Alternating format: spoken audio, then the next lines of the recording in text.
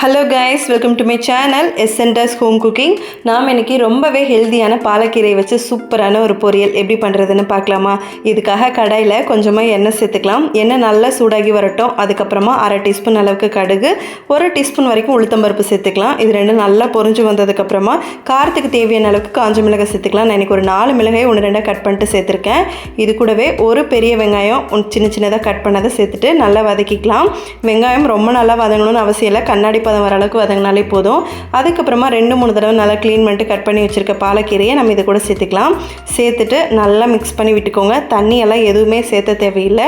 நல்லா கலந்து விட்டதுக்கப்புறம் பாதி சுருங்கி வரட்டும். அதுக்கப்புறமா தேவையான அளவுக்கு உப்பு சேர்த்துக்கலாம். உப்பு சேர்த்துட்டு நல்லா மிக்ஸ் பண்ணி விட்டுக்கோங்க.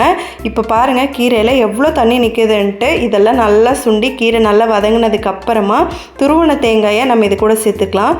சேர்த்துட்டு ஹை ஃப்ளேமில் வச்சுட்டு ஒரு 2 நிமிஷம் நல்லா கலந்து விட்டுட்டு இறக்கணும். அப்படின்னா நல்லா டேஸ்டியாக சூப்பராக ஹெல்த்தியான பாலக்கீரை பொரியல் ரெடி ஆகிடும். உங்களுக்கும் பிடிக்கும் அப்படின்னா ட்ரை பண்ணி பார்த்துட்டு எப்படி இருக்குன்னு கமெண்ட்டில் சொல்லுங்கள். இந்த வீடியோ உங்களுக்கு பிடிச்சிருந்தது அப்படின்னா மறக்காமல் இந்த வீடியோவை லைக் பண்ணிட்டு சப்ஸ்கிரைப் பண்ணிவிட்டு பெல் ஐக்கானையும் கிளிக் பண்ணிவிடுங்க. அப்போ தான் நான் போடுற வீடியோவோட நோட்டிஃபிகேஷன் எல்லாம் உங்களை வந்து சேரும். பாய்.